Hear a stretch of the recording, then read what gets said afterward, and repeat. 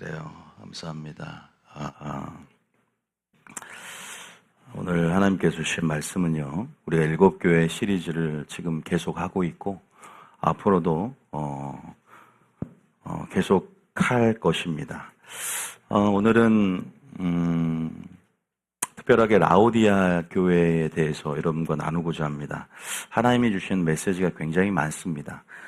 7교회 편지에 보면은, 편지 형식이기 때문에, 수신자가 있고 송신자가 있겠죠. 누가 편지를 보내셨죠? 바로 예수님께서 편지를 보내셨는데, 단순히 로마 제국 치하에 디아스포라 흩어졌던 또 기독교 유대인들, 또 기독교인들에게 단순히 편지를 보낸 것이 아니라 누구에게, 제가 여러분들만 이 설교를 듣기 원하는 것이 아니라 열방까지 복음이 확산이 되어지고 정말로 그 세계가 정말로 교구가 되어서 이 복음의 메시지가 퍼지길 원하는 것처럼 예수님도 이 수신자는 만대, 만국에 걸쳐서 믿는 성도들에게 이 음성이 들리기를 원하세요. 그 음성을 듣는 여러분 되실 줄 믿습니다. 이 편지의 내용을 우리가 자세히 살펴보니까 칭찬도 있어요. 또 뭐가 있죠? 바로 책망이 있더라 이 말. 그래서 기대감 반이지만 또 두려움 반일 수도 있어요. 우리의 영적 실상들을 예수님의 신적 통찰력으로 성령께서 조명해 주시고 빛 가운데, 그래서 우리가 그죠? 어둠이라는 것은 우리가 영적 무지 가운데 노출되지 않았던 영역들. 또 저희 교회에 오신 분들이 영적 사각지대가 있는 분들도 있고, 그죠? 빛이 비추니까 이것이 어둠이었구나라는 걸 깨닫는 분들. 그래서 예수님께서 이 편지를 보낸다는 것 자체가, 이 편지 자체가 주님의 뜻이고, 어떻게 보면 한국 교회가 어떻게 보면은 수정하고 재고해야 할 방향성을 어떤 목표, 해법, 기준이 될 수 있다는 것입니다. 그래서 굉장히 계시록에서 제일 중요한, 저는 그렇게 생각해요. 1장부터 3장까지를 모르면 결코 6장부터 나오는 7째인 7째 나팔, 7째 대접, 이 굉장히 중요한 이 구조인데 장차될 일을 알 수가 없어요. 그래서 우리가 이렇게 마리아처럼 말씀을 듣는 경험 가운데 예수님이 보낸 편지를 통해서 먼저 이 7교회 편지를 통해서 나의 믿음을 먼저 점검해 보는 것, 그리고 어떤 믿음을 갖기를 원하는지를 우리가 살펴봐야 돼요. 하나님은 요구하시는 게 있거든요. 그리고 이렇게 편지를 보냄을 통해서 하나님이 누구인가를 제시하고 심판의 기준이 무엇인지를 드러내신단 말이에요. 그래서 저는 에베소 교회부터 시작했지만 칭찬 듣는, 그죠? 칭찬만 들었던 교회도 있고 책망만 들었던 교회도 있고 칭찬 반, 책망 반이었던 교회, 권면하고 경고하고 또 항상 회개한 자들에게는 약속을 주시고 주님의 성품이 그대로 녹아있는 이 편지 형식 안에서 여러분들이 기대 반도 있지만 반드시 두렵고 떨림도 좀 있었으면 좋겠다. 한국교회 경정 울리는 이 메시지 가운데 이 설교를 듣고 두렵고 떨림이 좀 생기면 좋겠다. 탄식하는 마음과 절박한 심령이 좀 생겼으면 좋겠다. 그러한 마음, 경외감들이 너무나 한국교회에 실종했기 때문에 하나님은 오늘 저를 통해서도 이러한 개혁적인 메시지를, 원색적인 메시지를 주시지 않는가. 여러분, 전 칭찬을 들어요. 서문화 교회나 빌라델비처럼 칭찬만 듣는 교회, 칭찬 듣는 부분도 저도 있겠죠. 책만 받는 부분도 있겠지만 칭찬만 들으면 좋겠죠. 근데 칭찬만 들어서 여러분들이 저는 기만하지 않았으면 좋겠다는 생각이죠.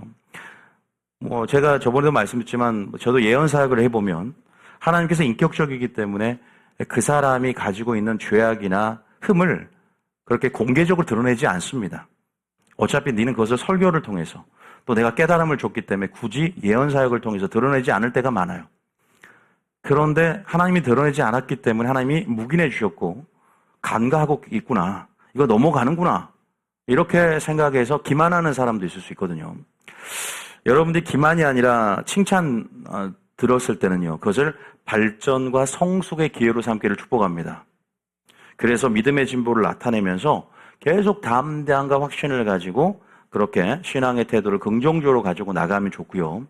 또 책망할 것이 있다 그러면 뭐랄까, 겸손의 기회로 들어갈 수 있어요. 그래서 회개하고 또 우리 심령을 바꿔놓잖아요. 상하고 통회하는 심령 가운데 우리가 회복을 주고자 하나님의 사랑을 깨닫고 더욱더 책망하신 하나님의 사랑을 깨달을 수 있다. 그래서 책망을 받았다 그러면 반드시 실족하거나 삐지지 말고, 주님께 실족하는 자는요, 주님 이런 말을 해요.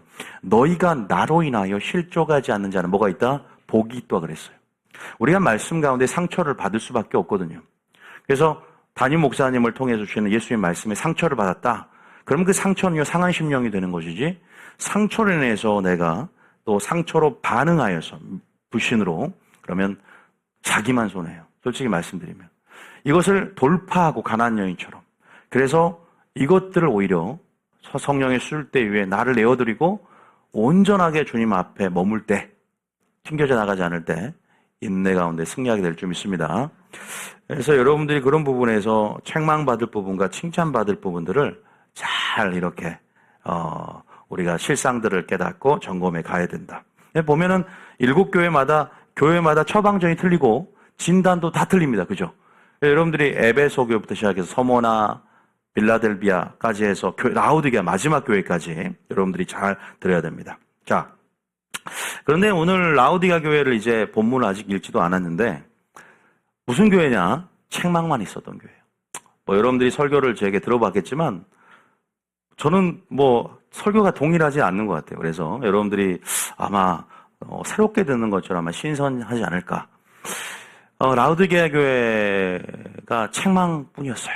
이것은 오늘날 이런 세계교회, 한국교회뿐 아니에요.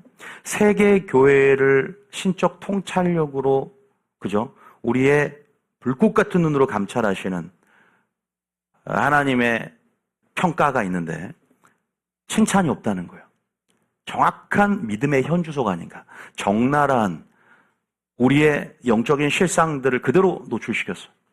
저는 이걸 보면서 제가 한국교회를 비판하는 것이 아니라 사랑하기 때문에 개혁하고자 하나님의 열심을 품고 비나스처럼 한국교회 이러면 안 된다. 믿음의 중간지대, 회색지대 안에 머무는 것은 믿음 아니다. 믿음의 길에는 그러한 길이 존재하지 않는다. 믿음의 길은 두 길이고 좁은 문이 됐건 좁은 길이 됐건 넓은 문이 됐건 넓은 길이 됐건 신부가 됐건 음녀가 됐건 중간지대라는 것은 내가 만들고 내가 합리화한 길이지 어정쩡한 태도는 하나님 보시기에 신앙이라고 인정하지 않는다. 주님 그러세요. 그런데 이 풍토가요. 물론 저도 그랬으니까 제가 목회하기 전에도 한쪽 발은 세상에 한쪽 발은 교회 이렇게 담그는 것도 가능하다고 생각을 했으니까. 그런데 하나님을 사랑하고 은혜 안에 머무는 자는 그렇게 될 수가 없다는 거예요. 성경에 보면. 나는 돼. 근데 나는 하나님을 섬기고 세상도 사랑하고 되던데. 그러니까 그것이 불신이라는 거예요.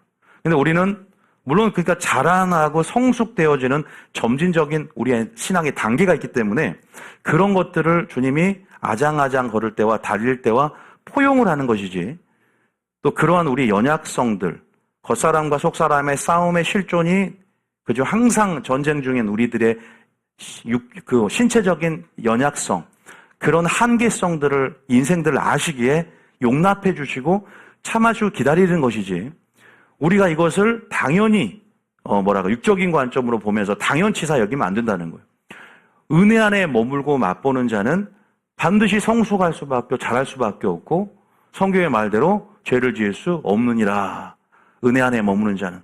이것이 당연하다.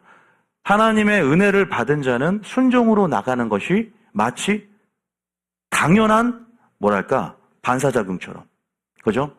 당연한 거라는 성경이 기록이 돼 있어요. 그게 맞는 것이고. 그래서 우리가 오늘 메시지를 통해서 깨달아야 됩니다. 굉장히 이것은 저희 교회만 들을 메시지가 아니라 굉장히 하나님께서 전략적으로 아마 준비해서 저를 통해서 오늘 하시게 될 거라는 마음이 들고요. 여러분들이 잘 듣고 깨닫는 역사가 있기를 원합니다. 그래서 칭찬 없는 한국교회, 칭찬 없는 나의 모습이 아닌가. 저도 마찬가지예요. 제가 목회를 모르겠어요. 여러분들 어떻게 평가할지 모르지만 주님의 눈으로 신적 통찰력으로 저의 사역을 봤을 때 그리고 저의 열매를 봤을 때 굉장히 솔직히 거룩한 부담감과 두려움들이 많습니다. 정말이에요.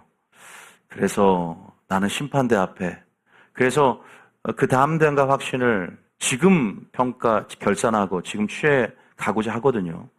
그래서 두렵고 떨림이 있어요. 솔직히 말씀드리면 그러한 긴장감 속에 있는 것 같아요. 그런 거룩한 긴장감이 없다면 우리는 뭐랄까 해이해져 버려요.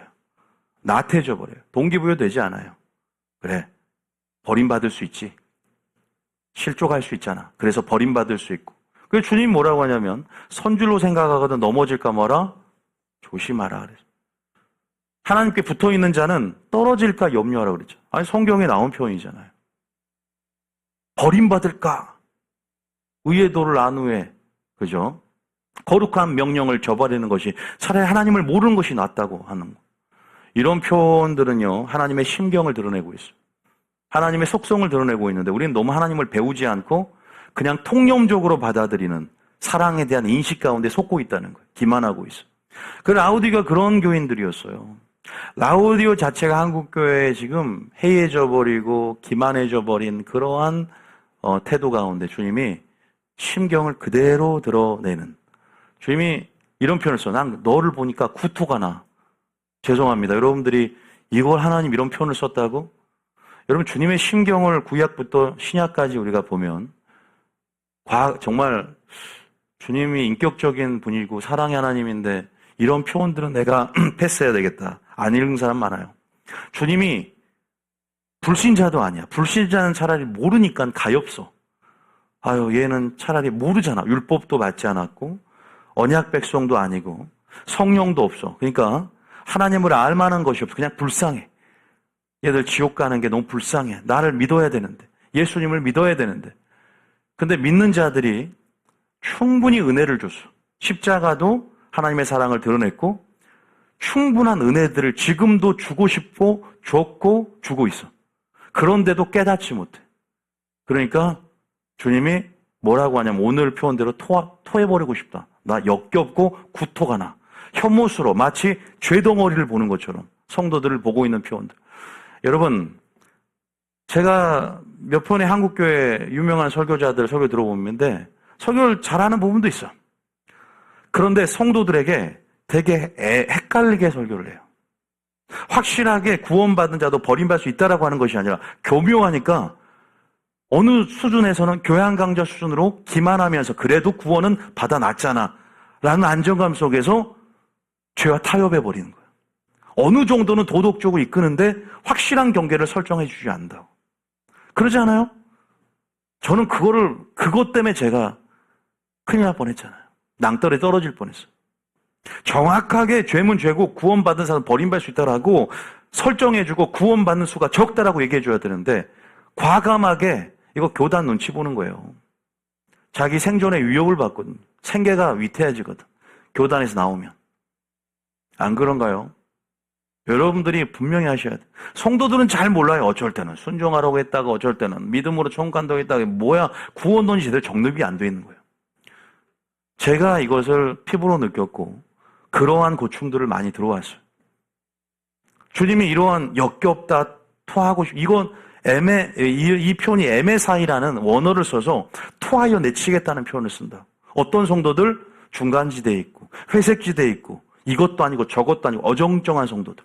주님은 차라리요 죄를 많이 짓고 차라리 식든지 주님은 뭐랄까 오히려 그죠? 죄가 형격하게 드러나는 성도보다 더 위험한 성도가 미지근한 성도라는 거예요. 더 위험한 성도가 높은 직분 받고 은사 많고 오히려 그렇게 매너리즘에 빠져서 현상 유지하는 그러한 오래된 권사님이나 오래된 장로님이나 오래 사역을 한 그죠? 직분자나 더 위험하다는 거예요. 심판이 클 것이다. 천국 가기가 더 힘들다라고 하는 거예요. 저는 근데 여러분들이 제가 임의로 이런 설교합니까? 제 설교의 흐름을 아시는 분들은 제가 성경적으로 차근차근 다 보여드렸었어요. 죄 이름으로 귀신을 쫓아내고 권능을 행하는 자. 이 정도 됐으면은 선지자 노릇했다는 것은 예언 사역을 했다는 거예요. 그러면 주님이 내가 너를 모른다.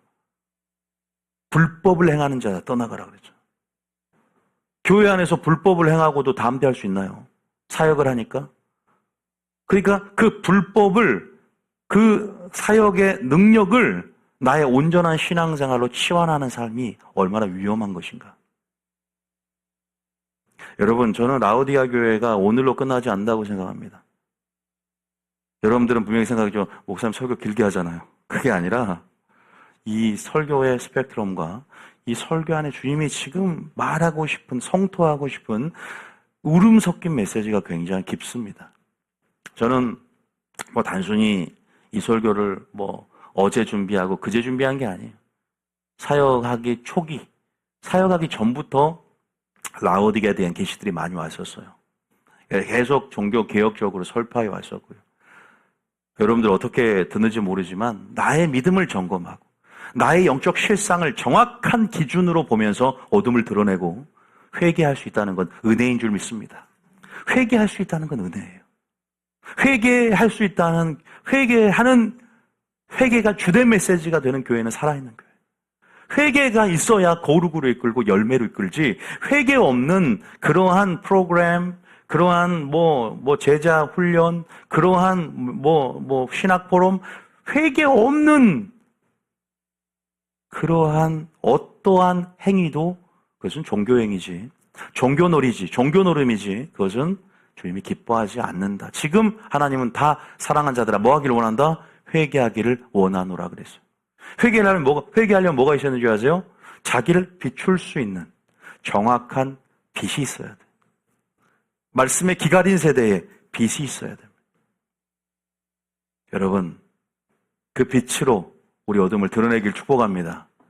자, 여러분, 표현 한번 봅시다. 계시록 3장 몇 절이에요? 14절부터 16절까지만 한번 보겠습니다. 끊어서 한번 봐보겠습니다. 한번 라오디게아 편지를 보냅니다. 자, 시작. 라오디게아 교회의 사자에게 편지하라. 아멘이시오 충성되고 참된 증인이시오 하나님의 창조의 근본이신 이가 이르시되. 누구예요? 바로 예수님의 자기 계신데 여기에 자세하지 않을게요. 범위가 워낙 넓기 때문에 이것만 해도 원래는 여러분들 이거 따로 설교를 할 거예요. 그러니까 예수님이 지금 아멘, 충성, 참된 증인이라는 자신의 성품을 계시해 주고 있다는 것은 그 지역교회, 그 라오디게아 교회의 특성, 지금 영적인 실상 모든 것들을 반영해서 온전함의 기준을 예시하고 있고 온전함의 표준을 제시하고 있고 이 계시 자체가 해법이 되는 거예요. 하나님의 이름은 능력이다. 할렐루야. 그래서 하나님의 창조의 근본이신 이가 이르시되, 주님은 전혀 오류가 없잖아요. 주님은 항상 아멘이야. 아멘이 뭔지 진실이란 뜻이에요. 아멘이란 뜻이 뭐라고요? 진실. 내가 참되게 너에게 이르노니. 이러한 의미예요. 아멘, 아멘. 내가 이르노니. 진실된. 진실은 어디를 바탕으로 하냐면 항상 진리를 바탕으로요. 그러니까 진리의 하나님이란 뜻이죠. 아멘, 충성. 그런데 이들이 아멘하지 않고 충성하지 않고 참된 증인도 되지 않고 창조의 목적도 잃어버린 이들의 영적 시사를 고발하는 거예요. 15절의 충격적인 내용이고 4대 교회는 죽은 교회였다. 지금 라오디게아 교회는 미지근한 교회다 이걸 얘기한다. 15절 시작. 내가 내 행위를 아노니 내가 차지도 아니하고 뜨겁지도 아니하도다. 내가 차든지 뜨겁든지 하기를 원하노라. 주님은 어중간한 거 싫어해요. 어정쩡한 거 싫어한대. 두 주인을 섬기는 거 싫어한대. 믿음의 중간지대, 회색지대에 머물러 있는 거 신앙 아니에요. 신앙은 두 길입니다. 할렐루야. 생명의 복과 화와 저주를 네 앞에 두었나니. 믿음이라는 것은요, 양자택일인 거예요. 그다음에 믿음은 양자택일이다. 예수님이에요, 마귀예요. 이건 어중간한 거 없어요. 엄마 좋아, 아빠 좋아, 양자택일이에요. 아빠가 좋아야죠. 사람은 그죠? 여러 가지 다중선택, 여러 가지 선택을 하고 싶어 해요. 욕심이 있으니까. 그런데 어떻게 보면은 이건 흑백 논리가 아니라 굉장히 이원론적인 세계관이야. 이 기독교적인 세계관. 미혹의 길, 진리의 길. 진리의 영, 미혹의 영. 항상 성경은 두 길 가운데 무엇을 선택할 것이냐라고 그래요. 이게 신명기사관이에요. 여기 신명기사관을 읽어야만이 한국교회 개혁의 열쇠가 있다 그랬는데, 잠깐 신명기 3장 15절 잠깐 봐볼까요? 신명기 30장에 봅시다. 자, 제가 신명기 11장에도 나오긴 하는데, 잠깐 신명기 3장 몇 절이죠? 여기 한번 15절 시작. 보라, 내가 오늘 생명과 복과 사망과 화를 내 앞에 두었나니. 이게 여호수아, 엘리야 계속 얘기해요. 나는 나와 내 집은 살기 위하여 여호와를 섬기고 선택하겠다. 선택이에요, 선택.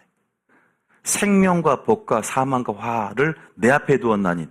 쭉 읽어보면 너희가 자유의지를 가지고 뭘 선택할 것이냐. 그 선택의 결과가 바로 여러분의 형편이에요. 여러분들의 지금 선택의 결과가 여러분의 영적인 형편을 결정했다는 것입니다. 무엇을 날마다 선택하고 있습니까? 양자택일의 상황 가운데 오늘도 교회를 갈까? 집에서 그냥 귀찮은데 온라인이 들을까? 무엇을 선택했습니까? 잘 선택하셨습니다. 할렐루야. 옆 사람 잘 선택하셨으면 한번 할까요? 잘 선택하셨습니다. 뉴비전 교회 잘 선택하셨습니다. 여러분, 제가 15절만 갖고도 1시간 설교할 수 있어요. 선택이라는 것에 자유의지, 이 선택, 여기에 관한 설교, 이거 핵심이거든요. 15절. 무엇을 선택할 것이냐? 16절 쭉 읽어보면 나온다고. 그래서 선택이라는 것은 순종하면 뭘 받고요? 복을 받고, 불순종하면 저주가 임한다는 것이 신명기 사관의 골자고 핵심이에요. 그 안에는 언약이 기초하고 있어요. 우리가 모세오경 수업 배우면서 언약을 이해했잖아요. 언약을 이해하면서 모세의 사관, 모세가 3가지 설교를 쓴 게 신명기거든요. 이스라엘의 불순종과 실패들을 교훈 삼아서 교훈의 메시지를 쓴 3가지의 회고록이 바로 신명기 설교거든. 얼마나 이 설교가 달콤한지 몰라요.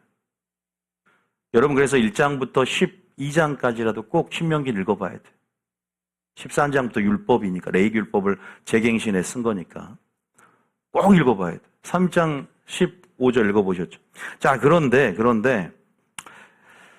다시 한번 우리 요한계시록 3장 15절 16절 여기 요한계시록 3장 15절 16절 시작. 내가 내 행위를 아노니 내가 차지도 아니하고 뜨겁지도 아니하도다. 내가 차든지 뜨겁든지 하기를 원하노라. 여러분, 행위 이런 말 한다고 해서 율법주의 이런 말 하면 그것은 지금 잘못된 생각을 갖고 있는 거예요. 주님이 행위를 안다 그래. 이건 믿음입니다. 행위를 아는데 네가 차지도 아니하고 뜨겁지도 아니하다. 차든지 뜨겁든지 하기를 원한다. 16절 시작. 내가 이같이 미지근하여 뜨겁지도 아니하고 차지도 아니하니 내 입에서 너를 토하여 버리리라. 여기서 토하여 버린단 말은 에메사이라는 원어를 써서 구토하다, 혐오스럽다, 비가 상한다는 뜻이에요. 야, 이런 말씀을 하시는데 주님의 심경이 딱 드러나요. 여러분, 주님이 사랑의 하나님이심은 부인할 수 없습니다. 이것조차도 사랑이라는 거 아십니까? 지금 주님은 토하여 버리겠다라는 의지를 갖고 한 얘기가 아니에요. 주님이 지금 안타까워서 사랑과 공의의 완전한 균형을 갖고 있으신 분, 그분은 죄에 대한 공의를 발현하시고 인간에 대해서는 사랑과 오래 참음 가운데 이 사이에서 우리가 죄를 짓지 않기를 원하거든요. 하나님은 공의의 판결대로 심판할 수밖에 없으시는 하나님. 그러한 하나님의 안타까운 심경들, 이런 어떤 죄된 영역은 마귀가 합법적인 권세를 행하면서 마귀가 송사하고 주장하려 든단 말이에요. 주님은 우주계와 천연계에 자신의 공의를 증명하고 그래서 그냥 이렇게 감정적으로 일 처리하신 분이 아니에요. 철저하게 언약 안에 신실하고 미쁘기 때문에 자신의 말씀을 위배하지 않고 말씀을 벗어나지를 않아. 그래서 말씀대로 심판하시고 말씀대로 치리하세요. 완전한 지혜 가운데 지금은 우리는 이런 생각을 해요. 주님의 공의가 그대로 온전하게 실현되지 않는 것 같아요. 왜? 악인이 잘 되거든. 죄를 지어도 바로 심판하지 않잖아. 그런데 지금은요, 주님의 오묘한 섭리는 우리가 감춰져 있어요. 그러나 완전한 하나님의 섭리는 재림 때 완전히 그 공의가 실현됨을 통해서 악은 그대로 뭐랄까 심판당합니다. 그러니까 우리가요, 욥의 새충구적 발상을 갖고 있으면 안 돼요. 하나님 편협되게 이해해서는 안 돼요. 여러분들이 지금 그런 부분 안에서 우리가 하나님을 이해를 해야 되는데, 여기서 주님이 토하여 버리겠다는 것은 사랑하기 때문에 하나님의 심경이 이런 것이고, 결국 사랑한 자에게 책망하고 나중에 뭐라고 하냐면 열심을 내라, 회개하라. 그리하면 내가 이겨서 아버지의 보좌에 앉은 것처럼 너희도 이기면 내 보좌에 함께 앉혀서 내 보좌에 앉게 해주겠다라는 약속을 줘요. 이 라우디오 교회에게 엄청난 약속을 주고 희망을 주고, 주님이 이런 메시지를 깨닫는 자들에게, 회개하는 자들에게. 근데 저는 오늘 말하고 싶은 것은 뭐냐면, 다 할 건 아니니까 왜 미지근해졌느냐 이 말이지. 한국교회 성도 왜 미지근해졌고, 미지근한 것이 가능한가, 그리고 미지근한 상태가 어떤 상태인가, 왜 미지근해졌는지에 대한 부분들만 좀 하려고 그래요. 그 부분만 여러분은 알면 될 것 같아요, 오늘은. 자, 그러면 토하여 내친다는 이런 말씀들이 오늘 처음 듣는 분들은 굉장히 깜짝 놀랄 건데, 구약에나 신약에나 많이 있어요, 이런 표현들이. 잠깐 몇 구절만 읽어볼게요. 말라기 1장 8절에 10절에 보면은 주님이 이런 표현을 쓰고 굉장히 여러분을 당혹해하는 그런데 주님 자신으로서는 심경을 드러내면서 하나님의 속성과 성품을 균형 있게 드러내시는 부분이에요. 내가 누구인 줄 아느냐라는 것을 보여주는 부분이거든요. 자, 물론 우리가 죄 지었다고 막 주님이, 엄격한 하나님이 우리를 죄대로 심판하고 바로 그 자리에서 즉결 심판하면서 마치 헤렘 전쟁처럼 그냥 내가 3대까지 멸해버린 하나님은 아니에요. 오래 참고 기다려주시고, 근데 이걸 기만하면 안 된다는 거예요. 왜? 지금 재림 때는 이제는 속된 말로 빼도 박도 못해요. 지금은 뭔가 기회가 있어. 주님이 지금 심판 안 하네. 주님이 심판이 더딘 것 같네. 주님이 이렇게 해도 별일 없는데, 이게 기만이 성도들이에요. 주님은 이것까지도 지금 다 보고 계시면서 안타까워하는 것이지. 그러니까 이 메시지를 들으면서 내가 어떤 하나님인지, 사랑과 공의가 이제 완전하게 실현되는 그날이 오기 전에 중간결산하라는 것이. 점검하고. 그 대신 우리가 점검하려면 빛이 비춰져서 죄된 실상을 적나라하게 주님의 관점으로 볼 수 있어야 되지 않습니까? 못 보니까 영적인 무지가, 영적인 혼수 상태에 빠진 한국교회 성도들이 목회자의 타락이, 말씀의 부재가 회개를 만들어내지 못하고, 빛이 있어야 어둠이 드러나죠. 그러니까 미지근해지는 거예요. 자, 10절 읽어볼게요. 시작. 만군의 여호와가 이르노라. 아니, 8절부터 읽어요. 8절부터. 자, 8절부터. 왜 이렇게 이런 마음을 품으셨냐? 시작. 만군의 여호와가 이르노라. 너희가 눈먼 희생 제물을 바치는 것이 어찌 악하지 아니하며 저는 것 병든 것을 드리는 것이 어찌 악하지 아니하냐. 이제 그것을 너희 총적에게 드려보라. 그가 너를 기뻐하겠으며 너를 받아주겠느냐. 병든 것, 저는 것, 눈먼 주님께 예물을 드린 거예요. 그러니까 주님이 화가 났어요. 그 다음 절 시작. 만군의 여호와가 이르노라. 너희는 나 하나님 여호와께 다시 시작. 너희는 나 하나님께 은혜를 구하면서 우리를 불쌍히 여기소서 하여 보라. 너희가 이같이 행하였으니 내가 너희 중 하나인들 받겠느냐. 따라합니다. 존중의 법칙.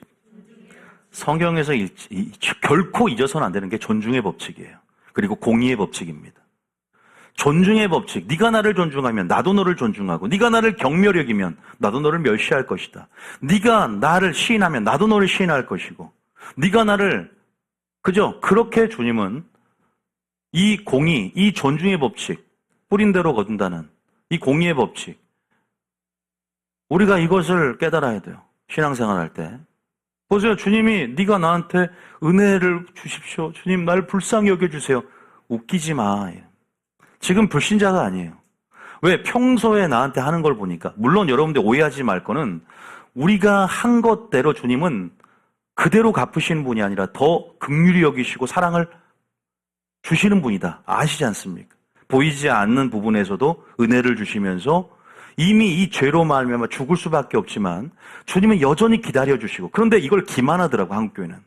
성도들이 이걸 기만해버려요. 하나님이 이러한 마음을 품고 있다는 걸 기만해버린다고. 주님도 어떤 하나님의 인계점이 있다고, 인내에. 물론 그것이 공의 한계를 넘어서는 순간이고, 얘는 양심이 화인 맞아서 더 이상 안 돼. 이게 바리새인이었단 말이에요.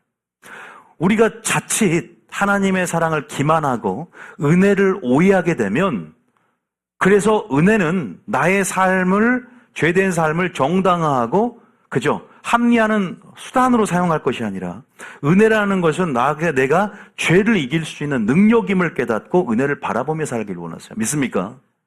그런데 그냥 은혜가 값싼 복음이 돼버리고 값싼 은혜가 돼서 나의 죄에 대한 삶을 그냥 온전한 삶이라고 그렇게 여겨지는 수단으로 사용하는, 기만하는 무지한 성도들이 얼마나 많습니까? 여러분은 안 그렇지만 말씀을 배워왔기 때문에. 주님이 이런 심정이에요. 인격적이잖아요, 주님도요. 사람도 그런데 하물며 하나님도 안 그러겠습니까? 너희는 주를 기쁘시게 할까 무엇인가를 시험하라 그랬지 않습니까? 아니, 병든 것, 저는 것, 그런 예물을 주님께 드리는 거예요. 헌금을 드려도 대충, 성경은 뭐라 그래요? 미리 준비하고, 그죠? 정성껏. 그리고 주님이 말씀하신 기준이 있어요. 그런데 은혜 감사하지 않고 청지기 의식도, 사명 의식도 갖지 않고 그냥 하나님을 존중하지 않는 거예요. 내 삶을 드리는 것도 마찬가지고. 그러니까 주님 뭐라고 하냐? 10절에. 자, 신문대로 걷는 거예요. 10절 시작. 만군의 여호와가 이르노라 너희가 내 제단 위에 헛되이 불사르지 못하게 하기 위하여 너희 중에 성전문을 닫을 자가 있었으면 좋겠도다. 내가 너희를 기뻐하지 아니하며 너희가 손으로 드리는 것을 받지도 아니하리라. 네가 교회를 안 왔으면 좋겠다는 거야. 성전문을 닫을 자가 시험 들어가지고 교회를 안 왔으면 좋겠다. 이런 표현을 쓰는 걸 보면서 제가 토하여 내친다는 말도 이제는 좀 뭐랄까 내 안 중화가 돼서 이제는 또 주님이 성품이, 근데 우리가 주님의 성품을 또 이것만 딱 들으면 하나님 이런 분이네. 실망을 딱 한다고. 사랑의 본질이고 하나님은 사랑이라는 그 사랑을, 아름다움을 우리가 정말로 인간의 작은 머리로 판단해 들고, 그죠? 우리는 우리의 결론으로 하나님의 존재 의무를 판단지으려 하잖아요. 나의 형편으로. 그러지 않습니다. 하나님은 완전한 사랑과 공의의 균형, 총체적인 양면성을 한꺼번에 지니시는 분이고, 그래서 죄에 대한 공의, 인간에 대한 긍휼, 그 십자가도 사랑과 공의가 만나는 지점이에요. 저는 그것을 여러분들에게 알려드리고 싶고, 저도 그것을 깨닫고 하나님은 아름답다라는, 하나님의 성품은 위대하다라는 표현을 쓰거든요. 그리고 죄에 대한 주님의 관점은 이토록 거룩하고 또 그 어떤 연인보다 질투가 많고 질투하신 하나님. 이 조그만한 죄도 하나님은 우리가 짓지 않기 원하지만 그것을 다루는 데 있어서는 또 사랑이, 사랑 안에 용납함과 오래 참으심으로 우리를 너무 잘하시기에 또 기다려주시고, 그러나 결국 우리 자유의지를 가지고 대가를 지불하고 뭔가를 액션을 취하고 하기를 원하네요. 그런데 많은 사람들이 무기력해져서 알아서 총 가는 거니까 나를 알아서 견인해 주겠지. 내가 그분의 불강력적인 은혜 가운데 그분의 은혜가 알아서 나를 이끌어 줄 거야. 절대 그렇지 않아요. 절대 그렇지 않습니다. 하나님의 은혜가 우리를 비추고 있으면 우리는 반드시 반응을 해야 돼. 할렐루야. 오늘 라우디아 교회 보면 주님이 문을 서서 두드리노니 손잡이가 없다고. 안에서 네가 열면 주님이 들어가서 관계 맺고 친밀함 속에서 영원히 영생 복락을 누리게 하겠다. 그 상태라고. 오늘 제가 미리 말씀드린 정금을 사라, 안약을 사라, 흰옷을 사라. 사라는 것은 대가 지불해야 돼요. 가만히 있으면 안 된다고. 네 행위를 안 오니 행위가 있는데요. 그러니까 너무나 한국교회 성도들이 동기부여가 안 되잖아요. 미지근해 줄 수밖에 없어. 제가 좀 성급해서 그런데 뭐예요? 말씀의 부재가, 말씀의 부재, 빛의 부재가 한국교회의 이러한 영적 실상들을 만들어냈어요. 구원론의 부재가, 믿기만 하면 어차피 구원 받았으니까. 지금 이 라우디아 교회는 착각에 빠져 있거든. 어떤 착각이냐? 이제 이것은 이제 그 다음 절 읽어요. 우리가 영적 착각과 영적 오해, 이거 위험해요. 혼수 상태에 빠진 거 굉장히 위험합니다. 주님이 이러한 말씀을 했다는 것 자체가 전 충격이었단 말이에요. 주님이 이러한 성경 구절이 있었다는 것도 충격이었어요. 아, 이런 말이 있네? 잠언 1장 보면 더 가관이에요. 이사야 1장만 읽어요. 이사야 1장만 읽어도 더 가관이에요. 잠언 1장, 이사야 1장, 말라기 1장 꼭 읽어보세요. 그러면 숙연해집니다. 자, 이제 우리가요, 이 교회를 다니면서 또 여러분 말씀 안에 주님이 말씀을 보내면서 점점 하나님의 성품이 어떠한지를, 물론 하나님은 목표가 뭐냐면 그 성품이 우리 안에 이루어지는 거예요. 할렐루야. 우리 안에 이루어지는 거예요. 그래서 온전히 명한대로 순종해서 그 성품을 만민에게 빛으로 드러내기를 원하세요. 그래서 선은 뭐예요? 천국이가 그만하더라고. 이제 목사님 착하게 사는 게 선이 아니라 말씀대로 순종하는 게 선이라는 걸 알았다. 그래서 내가 그 얘기 전화통화하면서 그래, 잘했다. 선이 착함이 아니에요. 선은 계명에 순종하는 것이다. 믿습니까? 이런 패러다임들을 맛보지 않습니까, 여러분? 이 설교 들으면서. 패러다임을 맛봐야 돼. 새로운 패러다임의 전환이 일어나야 돼. 세부대로 준비돼야 돼. 할렐루야. 그래야만이 발전이 있지. 현상유지 마치 위험한 게 없어요. 이 미지근한 성도를 지금 나와야 되는데, 바벨론에서 나와야 되는데, 지시할 땅으로 떠나야 되는데 안 떠나고 머물러 있어. 착각에 빠져가지고.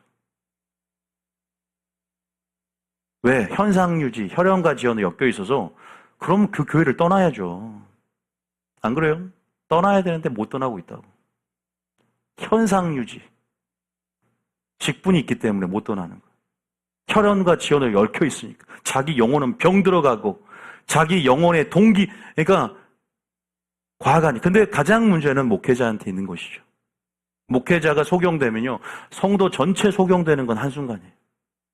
목회자의 수준만큼 성도들이 그 말에 따라서 메시지에 묶이기 때문에 영적 흐름이 그 메시지로 인해서 결정이 되거든요. 저는요, 분명히 하나님 마음으로 전합니다. 제가 한국교회 전체를 변화시킬 수 없는 거 압니다. 그런데 저는 한 가지는 내 위치에서 내가 영향력이 있든 없든 그건 하나님께서 하실 영역이고 최선을 다하면 들어 쓰신다는 거. 할렐루야. 하나님의 때 가운데. 지금 유튜브에 다 기록이 남고 있어요. 목회자가 이 정도 하나님이 함께 하시면 뭐 구독자 더 늘고 교회도 더 부흥되고 그건 여러분의 판단입니다. 저는 역사를 보면서도 정말로 하나님께서 여러 가지 부분에서 위로를 주시면서 그냥 너는 그냥 최선을 다해라. 네 위치에서 내 여호와의 말씀이 그러그다라고 전하라. 듣든지 아니 듣든지. 그들은 이마가 굳고 목이 곧은 백성이라. 듣지 않을 것이다. 그래도 전해라. 다 이유가 있다, 주님이. 그러니까 이 힘든 길을 자초하는 거예요. 여러분, 때로는 보면은 정말 부드러운 설교, 그냥 부드러운 목회자 참 많더라고요. 저는 성향도 모르겠어요. 예전에 개그맨이 한번 될까 생각도 했었는데, 저 가는다 내려오면 상당히 재밌긴 해요. 근데 그러잖아요. 에레미야가 여호와의 말씀을 전하지 않으려고 했는데 불 붙는 것 같다. 골수에 사무치니 전하지 않고서는 견딜 수 없다. 사도 바울도 똑같이 에레미야 영을 받아서 하나님의 사명에 대해서 내가 죽을 것 같다는 거예요. 그러니까 우리가 하나님께서 말씀하셨은즉 누가 예언하지 않으리요. 여러분도 동일한 마음으로 심령으로 하나님의 시각으로 이제는 죄를 보게 될 것이고 주님의 성품을 보게 될 것이고 그 성품이 여러분 안에 화해져서 주님을 드러내는 통로가 될 줄 믿습니다. 자, 어쨌든 저는 지금 뭘 보고 있냐면 주님이 토하여 내친다는 주님의 심경, 그리고 이러한 주님의 성품들이 정당하고 또 아름답고, 왜냐하면 이런 것조차 우리가 판단의 대상이 아니에요. 주님은 무엇을 말씀하고 싶은 것인가? 그 사랑을 품고 무엇을 말씀하고 싶은 것인가? 그 사랑을 품고 무엇을 책망하고 제가 지금 다른 방향이긴 하지만 말라기 1장에도 나 존중해라. 사랑을 나누자. 신앙생활에 대한 정확한 기준과 표준들을 제시하면서 그렇게 신앙생활하는 거 아니야. 그렇게 마음대로 그냥 교회만 다니는 거 아니야. 하나님의 언약 백성들이 언약 안에서 그렇게 사는 거 아니라고. 주님이 목회자를 통해 7뼈를 붙잡고 메시지를 풀어놓는다고. 믿습니까? 나중에 후회하지 마시라고. 심판대 앞에 섰을 때. 그때는 늦지 않습니까? 늦어요. 여러분, 사람의 지혜는 미래가 불확실하기 때문에 언제 내가 올매 걸릴지, 사고가 날지. 여러분, 뉴스를 보세요. 칼부림 사건, 마귀가 지금, 이건 어떤 영적인 사인들이에요. 칼부림이 유행처럼 온 것은요, 여러분, 이게 굉장히, 이건 제가 수련회 때 좀 할 얘기들이 있어요. 이러한 표적을 보면서, 이런 메시지를 보면서 우리가 어떻게 준비하고 경계할 것인가. 정말로 주님은 많은 사인들을 보내고 있어요. 흉흉해지고, 민심도, 이런 사회 문제가 정말로 전무후무한 엄청난 문제들이 폐륜적이고 반인륜적인, 그리고 사회 분리적인 이런 많은 사람들이 정신적인 문제들, 마지막 때 말세의 특징이기도 하지만 우리가 어떻게 이것들을 바라보면서 우리 그리스도인들은 주님이 어떤 경종을 울리면서 어떻게 우리에게 어떤 메시지를 표적 가운데 시그널 가운데 보내고 있으면서 준비되기를 원하는가. 꼭 영적인 실상을 보는 눈을 가지고 영적인 실체를 보고 배울로 보면서 준비해 가실 축복합니다. 저는 저희 교회를 통해서 하나님께 준비하실 거라는 생각이 듭니다. 이번 요한계시록을 통해서도 학교가 9월 달에 열리는데 꼭 신청하시고 꼭 들어보시면 좋겠다 이 생각을 듭니다. 자, 제가 말라기 일단 했고요. 자, 일단 주님의 마음 한번 봅시다. 에스겔 33장 11절. 주님의 마음이 어떤가? 이거 한번 읽어보면 위로가 탁 들 거예요, 한순간. 시작. 너는 그들에게 말하라. 주 여호와의 말씀이니라. 나의 삶을 두고 맹세하노니 나는 악인이 죽는 것을 기뻐하지 아니하고 악인이 그의 길에서 돌이켜 떠나 사는 것을 기뻐하노라. 이스라엘 족속아 돌이키고 돌이키라. 너희 악한 길에서 떠나라. 어찌 죽고자 하느냐 하셨다 하라. 여기서 악인이 불신자인가요? 믿는 자인가요? 믿는 자잖아요. 이스라엘아 돌아오라 그러잖아요. 여러분, 우리가 성경의 잠언 특히 악인은요, 믿는 자 중에 악인을 얘기하지 불신자를 얘기하는 게 아니에요. 물론 불신자를 포함하겠지만 여기서 보면 문맥상 보면 이스라엘의 선지자들이 이스라엘을 향해서 회개하고 돌아오라. 교회들이여 돌아오라. 그러면서 악인이 내 삶을 두고 맹세하지만 주님보다 더 큰 분이 없기 때문에 자신을 두고 맹세한다고. 악인이 죽는 것을 기뻐하지 않는 것이 이게 뭐야? 하나님의 본심입니다. 할렐루야. 토하여 내치는 게 주님의 본심입니까? 자녀를 토하여 내치고 싶겠습니까? 근데 주님의 어떤 성품, 주님의 심경을 전혀 모르고 소통하지 않는 채 우리가 주님의 말 한마디에 상처를 받고 주님을 떠난다면 너무나 안타까울 것 같아요. 이 말을 하기까지, 그리고 어떤 기회를 주고 있는지, 우리에게 어떤 행동의 재고와 어떤 행동의 어떤 수정, 그리고 어떻게 주님이 다시 한번 하나님이 원하시는 요구를 깨닫고 돌아가요. 난 그러면 은혜를 이미 스탠바이하고 많은 걸 준비하고 있는 하나님을 알게 되거든요. 자녀를 향한 아버지의 마음. 저는 이 한 구절이 굉장히 위로가 됐었어요. 14절, 15절. 그러면서 회개하면 14절, 15절. 시작. 가령 내가 악인에게 말하기를 너는 죽으리라 하였다 하자. 그가 돌이켜 자기의 죄에서 떠나 정의와 공의를 행하여. 그죠. 죄에서 떠나고 네가 이제 정의와 공의를 행하는 것까지 회개, 슈브라 그러죠. 15절에 시작. 저당물을 도로 주며 강탈한 물건을 돌려보내고 생명의 윤례를 지켜 행하여 죄악을 범하지 아니하면 그가 반드시 살고 죽지 아니할지라. 아멘. 계시록 아까 우리가 3장 읽었지만 19절 20절 봐보세요. 라우디가 교회 주님이 진짜 미워서 그런 말을 했는지 19절 10절에 자녀가 밉고 토하여 내치고 싶고 심판하고 싶어서 그런 말을 했는지 그게 본심인지 아니죠. 19절 20절 읽어봅니다. 시작.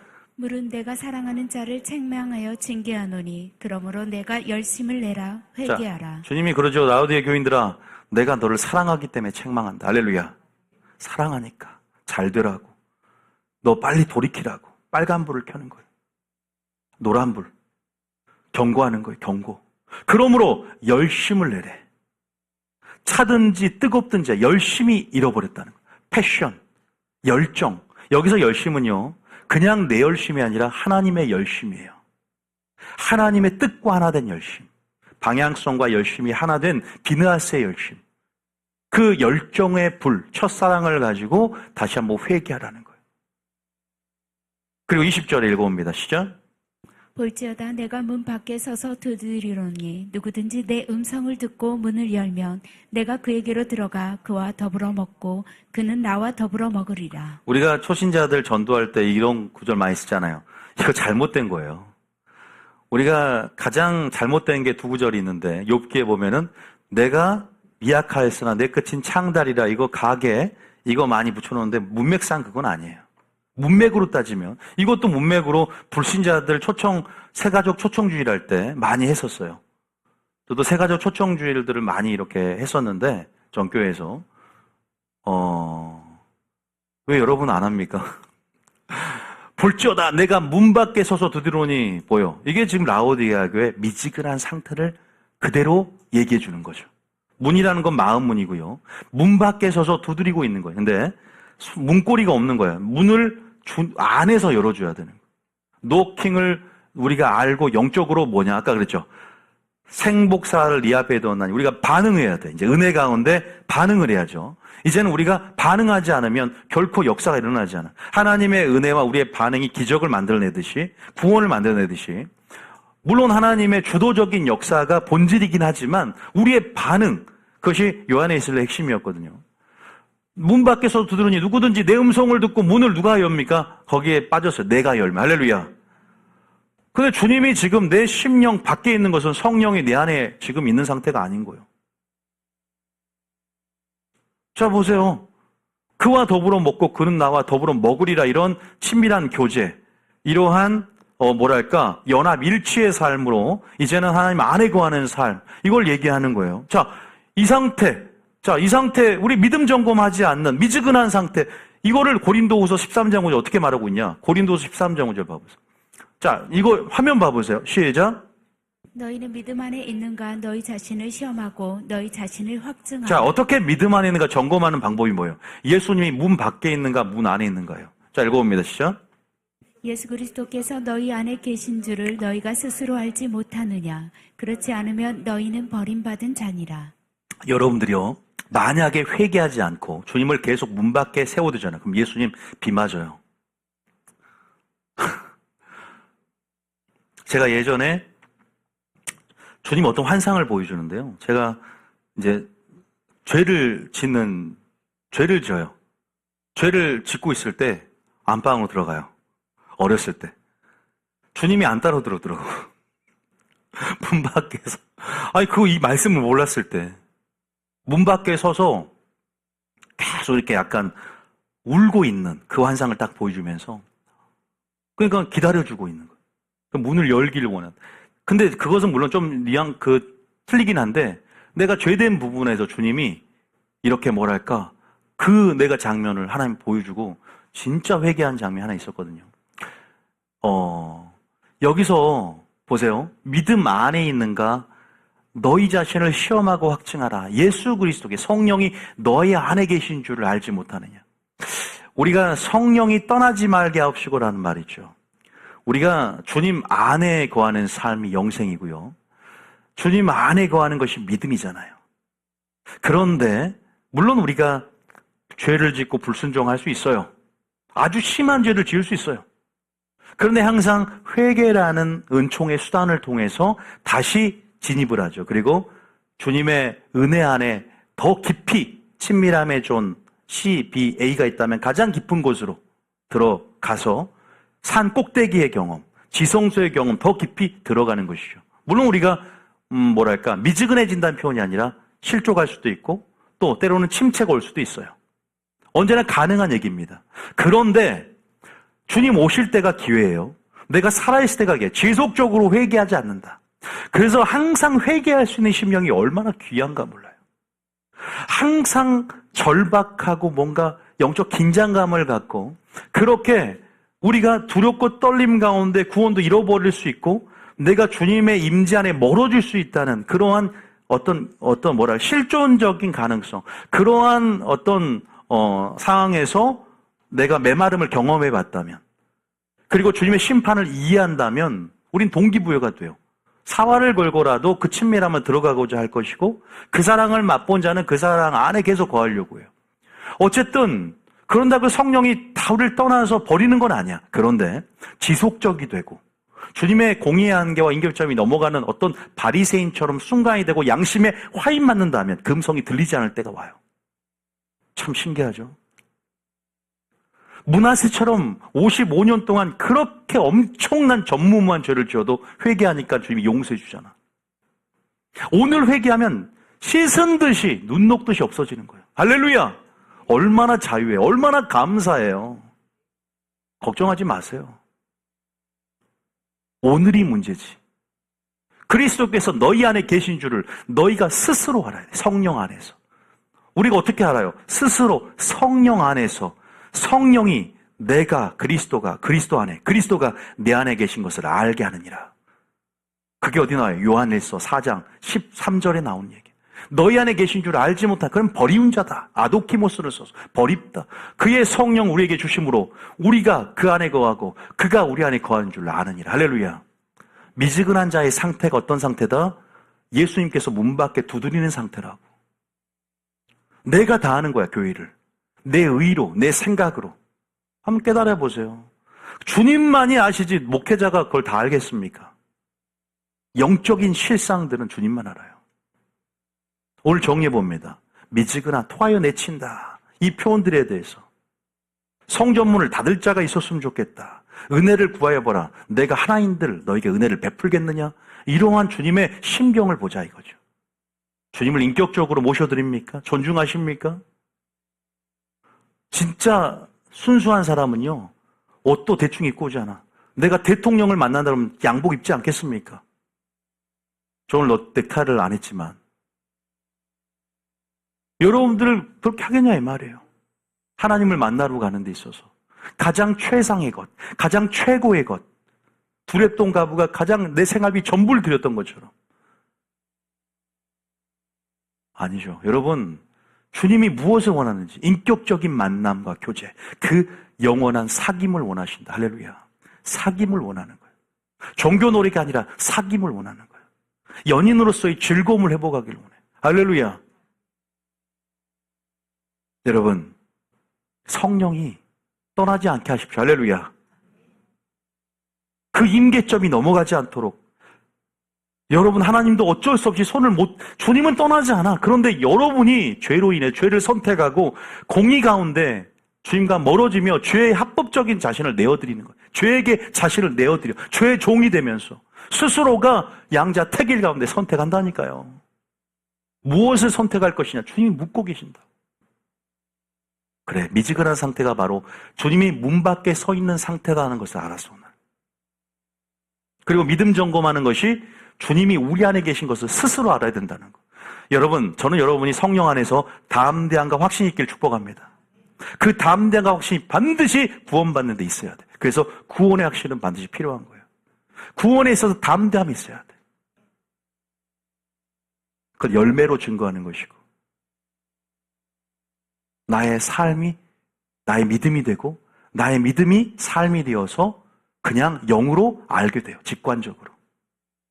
그리고 평강이 나를 주장하면서 열매가 풍성해져서 사람에게도 칭찬을 받고 하나님도 기뻐하는 것들을 알만한 것들을 우리에게 주님이 위로부터 주셔요.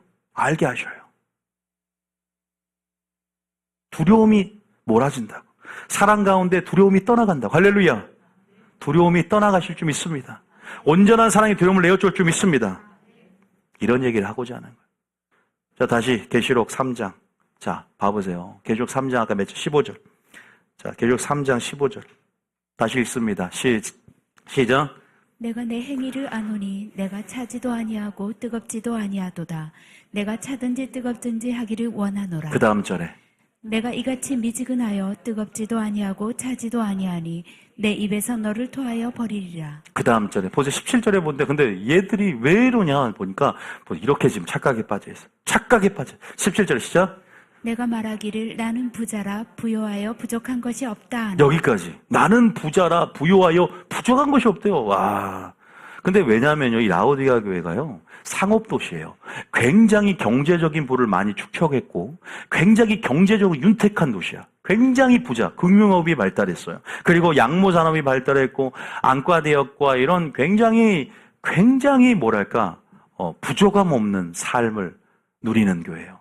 그래서 부자들이 많고, 그래서 내 그 부자라는 나의 뭐랄까, 부한 삶이 그것이 뭐냐면 하나님의 축복이라고 생각했어요. 그리고 어차피 구원은 따는 당상이기 때문에 헌금도 많이 했을 거 아니에요.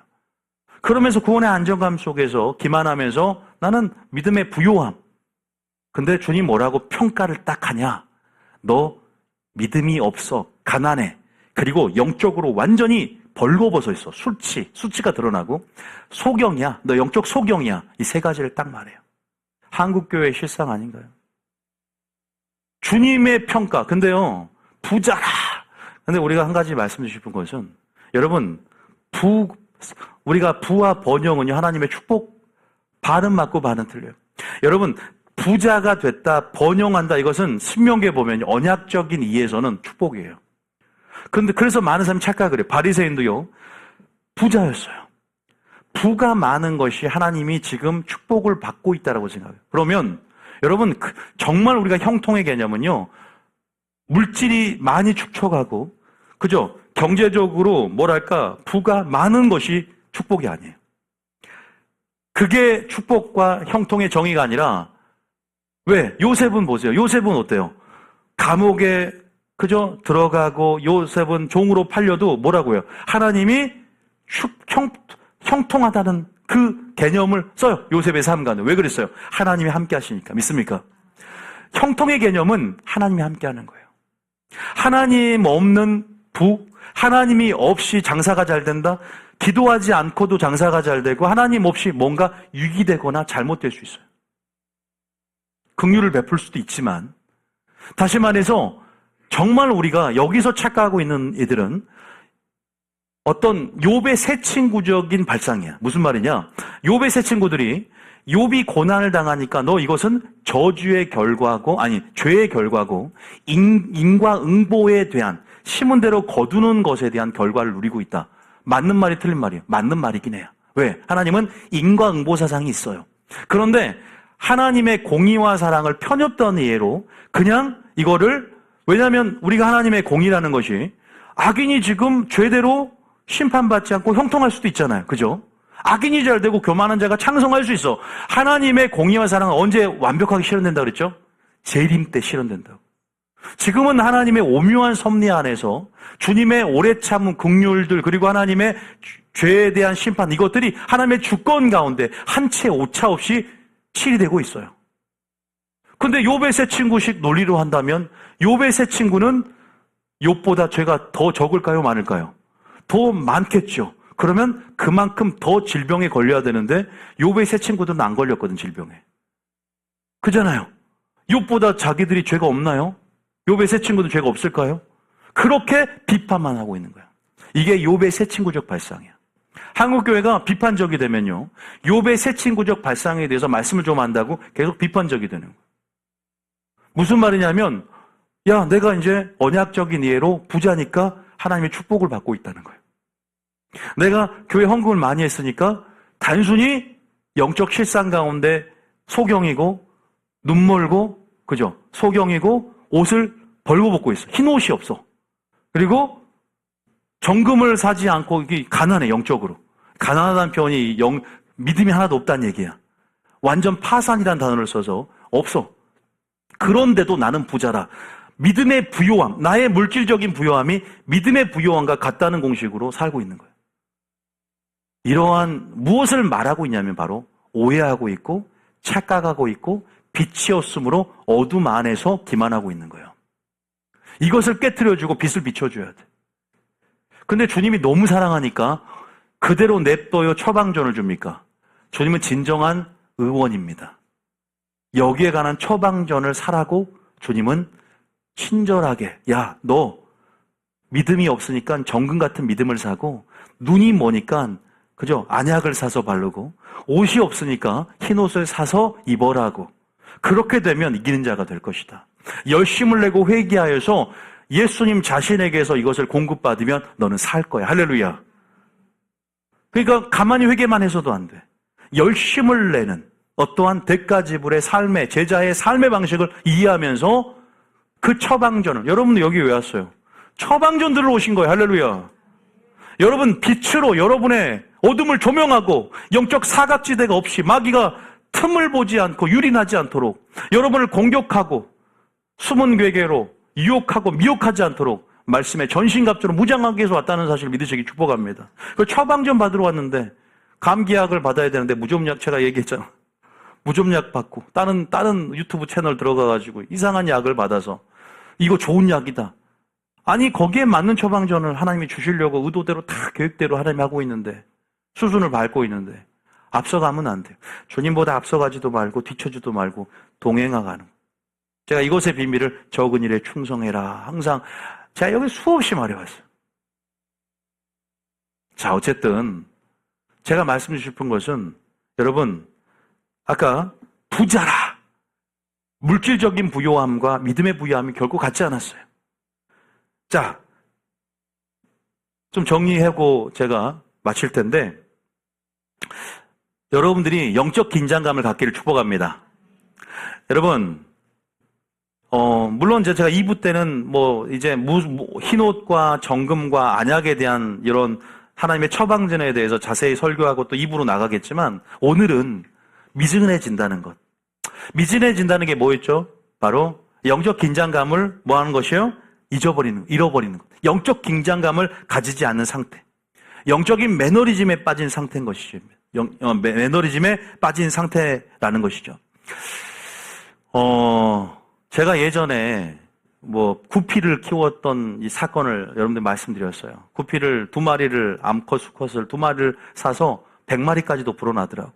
그래서 어항을 넓히고 근데 이제 귀찮고 이렇게 막 하다 보니까 어느 순간 죽어가더라고요. 그러니까 나중에는 이제 한참 그러니까 애들이 좋아해서 샀는데 키우는 거 내가 키우고 있더라고. 지금 강아지를 사달라고 하는데 분명히 또 내가 힘들 것 같아서 힘든 건 내가 다 하고 할 일 없으면 내가 다 하고 그래서 안 되겠어. 이제 내가 그 계계를 깨달았어. 어쨌든 2마리가 딱 남으니까 죽어가요. 이 애들이 토실토실 아주 커졌는데 죽어가길래 극단적인 선택을 했어요, 제가. 그 선택을 할 거였어. 그냥 병기에 넣어버릴까, 이렇게 좀. 아니, 너무 힘드니까, 이게 관리하기도 그래서. 근데, 아니다. 2마리라도 생명이고, 일단 죽기 전까지는 최선을 다해 키워보자. 근데 자라를 누가 분양을 해서 3마리를 딱 이제 받았죠. 그 없는 어항에 자라 3마리가 조금 악한 마음을 품어서 3마리 같이 넣어버렸어, 그냥. 근데 이제 비실비실 얘들 죽을 것 같아. 처음에는 2마리가. 그래서 곧 죽겠다 싶어서 이제 묵념을 하고. 그죠? 이제 죽을 것 같으니까. 근데 이제 자라를 3마리를 딱 넣어놨는데 그 전쟁이 벌어진 거예요. 전쟁이. 신앙은 전쟁이다. 여기서 내가 교훈을 얼마나 얻었는지 몰라. 자라들이 서로서 쿠피를 먹기 위해서 고개를 들고 쪼는데 쿠피들이 정신이 확 드나 봐요. 요리요리 피해 다니는 거야. 그 힘없이 진짜 맥락 없이 죽으려고 했던 개 2마리가 더 모여. 환란이 오니까. 그리고 그 거북이를 피해서 요리조리 그 좁은 어항에서 요리조리 물도 별로 없어. 진짜 살아남는 거 보면서 안 잡혀 먹는 거야. 계속 그래서 물을 좀 더 넣어줬지. 이제 활동 변경을 더 넓히기 주기. 처음에는 안 좋은 마음을 품었다니까 내가. 지금 고발단체에서 이 설교를 듣고 어떻게 할지 모르겠지만 안 되겠다. 그래서 내가 이걸 좀 지켜보자. 교훈을 주실 것 같더라고. 그래서 근데 정말로 그 전쟁 중에 살아남는 거야. 이제 이거 뭐지? 그래서 2마리가 합동 공격에서 2마리를 주는데 정말 구피가 빨라지더라고요. 그 아픈 상황에도. 절대 안 잡혀 먹는 거예요. 근데 나중에 보니까 이제 시간이 좀 흘러서 보니까 뭔가 저는 이제 이물질이 낀 줄 알고 다 건져내려고 했는데 보니까 새끼들도 엄청 많이 나는 거기다가. 전쟁 중에 사랑은 하더라 이 말이에요. 그 여유가 어디 생겼는지 모르겠는데 그걸 보면서 그러니까 그 병들었던 구피가 쌩쌩해진 거예요. 정말 이건 내가 간증할 수 있다니까. 쌩쌩해졌다니까. 야, 적절한 긴장감이. 그죠? 그러니까 보세요. 이 라우디아 교인들이 미지근한 정도야. 저는 솔직히 오늘 설교는 이미 16분이 됐기 때문에 못해요. 제가 다음 주에 말씀의 부재, 그러니까 이 말씀의 부재라고 하는 것은 빛의 부재가 어둠을 드러내지 못했잖아요. 그들이 동기부여를 해야 되는데, 다시 말해서 천국 설교만 하면 성도들이 신앙이 성장할 수가 없어. 적절하게 지옥 설교도 해줘야 돼. 할렐루야. 하나님의 사랑만 갖고는 안 돼. 공의에 대해서, 심판에 대해서, 질투에 대해서, 거룩에 대해서, 회개에 대해서, 죄에 대해서 이런 설교를 통해서 거룩한 두려움을 심어주고 하나님의 경외함이 상실됐기 때문에 이 경외함들이 들어가야 되는 거예요. 그러한 설교를 통해서 우리가 균형 있게 좁은 길을 걸어야 되거든요. 성도들은 참 연약해요. 그래서 우리가 그런 부분에서 적절한 긴장관계, 하나님 나라가 또한 임했지만 아직 임하지 않은 그 긴장감 속에서 우리가 살아내는 삶이 그리스도인들의 삶이다. 믿습니까? 저는 구피와 자라 이야기를 통해서도 제가 교훈을 얻었어요. 아, 이것이다, 신앙이라는 거. 신앙은 전쟁이고 적절한 긴장감이 두렵고 떨림으로 너희 구원을 이루어가라고 했다. 할렐루야. 그 긴장감이 있습니까? 그 경외감이 있습니까? 그 두렵고 떨림이 있나요? 자, 이것을 읽고 마치겠습니다. 제가 오늘 1부 여기까지고요. 2부는 더 중요해요. 말씀의 부재로 인한 어둠을 드러내지 못한 빛의 부재, 칼의 부재, 그리고 더 나아가서 좀 더 할 얘기들이 라우디게아 교회가 굉장히 스펙트럼이 넓다 그랬어요. 자, 오늘 여기 왔는데 요거 읽어볼게요. 자, 어딜 보냐? 시편 2장에 이런 말이 하나가 있어요. 2장 그 마지막 절인가? 2장 11절에 11절에 시작. 여호와를 경외함으로 섬기고 떨며 즐거워할지어다. 보세요. 여호와를 경외함으로 섬기는데 즐거워해야 돼. 자, 여러분들이 제가 칭찬받을 수 있고 또 항상 우리가 성령이 주님 안에 거하는 것을 알게 하잖아요. 그러니까 담대함과 확신이 있어. 그런데 한쪽에는 뭐가 있어야 되냐면 두렵고 떨림이 있어야 돼. 다시 말해서 하나님을 경외함으로 섬기고 떨며 뭐 해야 돼? 즐거워해야 돼. 할렐루야. 두 가지의 감정이 공존해야 돼. 어느 한쪽 측면만 있으면 안 돼. 그러니까 우리가 정죄감만 느끼면 목회자가 사랑의 칼로 쳐줘야 되고 너무 사랑 가운데 기만하면 하나님의 거룩한 하나님의 공의의 칼로 쳐줘야 되는 거예요. 균형 있게 이 좁은 길을 걸을 수 있도록 해줘야 돼요. 그러니까 여러분들이 설교를 하루만 나오면 안 돼요. 계속 나와서 총체적으로 성품을 인식을 해가야 돼요. 할렐루야. 자, 요한계시록이 공의의 책이에요.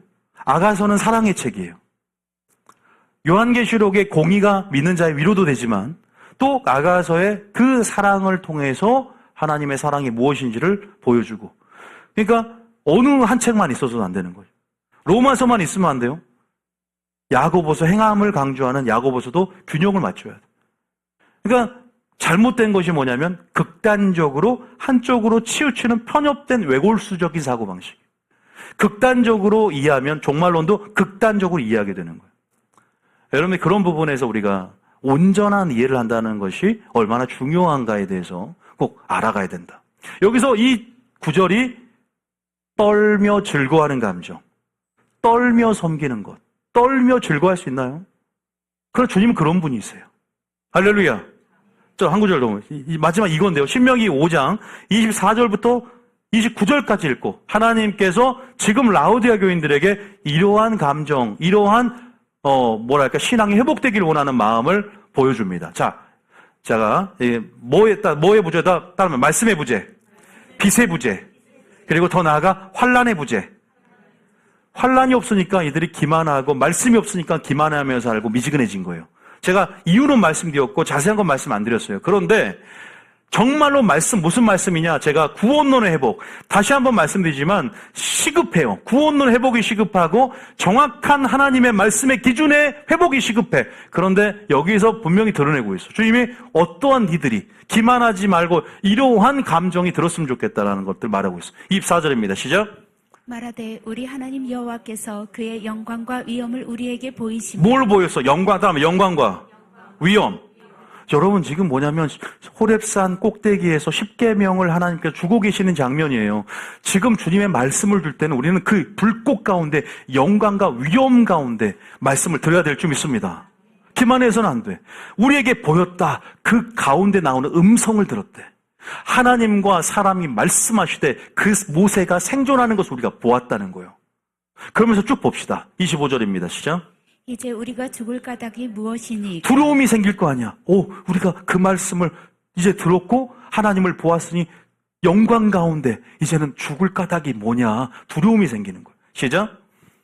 이 큰 불이 시작. 이 큰 불이 우리를 삼킬 것이요 만일 우리가 우리 하나님 여호와의 음성을 다시 들으면 죽을 것이라. 26절에 육신을 가진 자로서 우리처럼 살아계시는 하나님의 음성이 불 가운데에서 바람을 듣고 생존한 자가 누구니까? 그 다음에 27절에 당신은 가까이 나아가서 우리 하나님 여호와께서 하시는 말씀을 다 듣고 우리 하나님 여호와께서 당신에게 이르시는 것을 다 우리에게 전하소서. 우리가 듣고 행하겠나이다 하느니라. 선지자를 그래서 보내줬고 하나님께서, 그리고 목회자를 통해서 이 강대상이 시내산 꼭대기가 되어서 하나님께서 사람의 말이 아니라 하나님 보내신 말씀을 하나님 말씀으로 받을 때 믿는 자 가운데 역사하고, 또 7뼈를 붙잡고 머리이신 예수님께서 수뇌부에서 메시지를 여러분 주고 계시는 거예요. 그러니까 여기서는 실제적인 주님의 이스라엘 백성들이 아직 보혈로 처리되지 않았고 죄된 그들이 꼭대기에서 주님의 음성을 듣는 것 자체가 두려운 거예요. 죽을까 봐. 그 말씀 안에서 위엄과 영광들을 보니 엄청난 거거든. 그래서 모세여 당신이 전해서 들려주소서. 그래서 주님이 이걸 듣고 뭐라고 하냐. 자, 28절에 시작. 여호와께서 너희가 내게 말할 때에 너희가 말하는 소리를 들으신지라. 여호와께서 내게 이르시되 이 백성이 내게 말하는 그 소리를 내가 들었은즉 그 말이 다 옳도다. 그 말이 다 옳다. 옳다는 여기서 주님의 뉘앙스는 원어적으로 나는 니들이 직접 나에게 찾아와서 나의 음성을 듣고 친밀함 누리기를 원하지만 아직 구약의 한계성으로 인해서 지금은 상황적인 한계로 인해서 내가 그 정도 머무는 것이 좋다. 안타깝지만 어쩔 수 없이 그렇게 하는 거예요. 그런데 다만 주님의 본심 29절에 다만 그들이 항상 어떤 마음? 이 같은 마음을 품어 두렵고 떨림 가운데 나를 경외하며 나의 모든 명령을 지켜서 그들과 그 자손이 영원히 복받기를 원하노라. 할렐루야. 29절에 경외감이 회복돼야 돼. 한국교회가. 하나님의 성품에 대한 온전한 인식, 이 부재가 기만하게 만드는, 마귀에게 틈을 주는, 그래서 믿음을 점검하지도 않고 현상 유지하며 그냥 쳇바퀴 돌듯 목적 자체가 틀려져 버렸잖아요. 제가 이걸 자세하게 이제 말씀에 어떤 말씀이 부재했는지, 그냥 구원은 따놓은 당상이요. 그냥 물질로 대충 나의 신앙, 온전한 신앙상을 취하나 들고 부자가 됐기 때문에 난 축복받았기 때문에 하나님의 세속적인 부와 번영을 누리기 때문에 나는 부족한 것이 없다. 난 축복받은 사람이다. 착각에 빠져 있다는 거예요. 부자라고 하나님 축복받아 천국 갑니까? 또 부자라고 못 갑니까? 그런 거 아닙니다. 하나님의 임재 유무고 얼마나 주님과 동행하느냐, 이것이 형통의 비결이거든요. 여기서 말하고 싶은 말은 참 많아요. 여러분들이, 저는 경외감을 회복하기를 축복합니다. 경외한다는 것은 두려움을 전제로 하는 단어예요. 그 두려움, 떨림을 전제로 하는 단어입니다. 그리고 그러기 때문에 경외는 명령을 지키는 것과 일맥상통하는 단어입니다. 사람의 본분은 이것이 하나님을 경외하며 그의 모든 명령을 지킬지어다. 솔로몬의 결론이죠. 주님은 이 경외감들이 우리 안에 회복이 되길 원하는 줄 믿으시기 축복합니다. 순종하면 복을 받고 불순종하면 저주를 받는 너희들이 사망에 이르지 않기를 원한다. 나의 언약 안에 머물러 생존하기를 원한다. 주님은 우리에게 이 음성을 들려주시면서 나의 안에 거하라. 네가 문을 열고 회개하여 문을 열면 내가 너로 더불어 먹고 너는 나로 더불어 먹고 마시리라. 완전한 신랑과 신부가 연합되어지는 야다의 관계, 완전한 신방 안에서의 사랑을 나누는 그러한 지성소의 경험이 우리 하나님이 우리에게 원하시는 그 깊은 그리움입니다.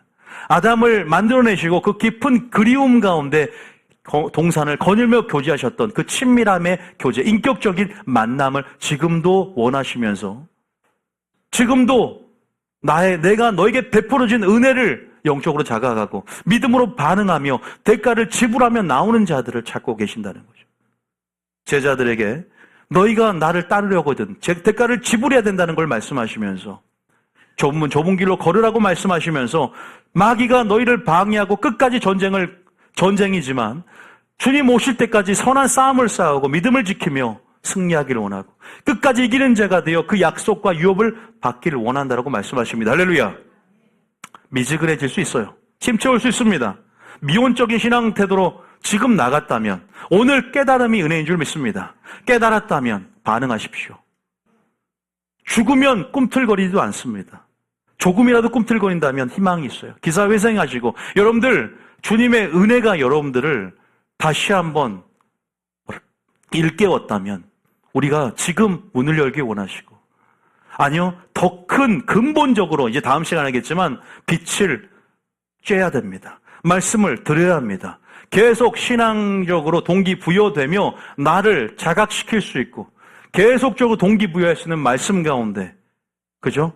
어제 들은 지식적인 말씀이 아니라 오늘 듣고 있는 말씀을 통해서 성령의 흐름을 타고 주님 오실 때까지 우리는 긴장하며 그죠? 살아야 될 줄 믿으시기 축복합니다. 그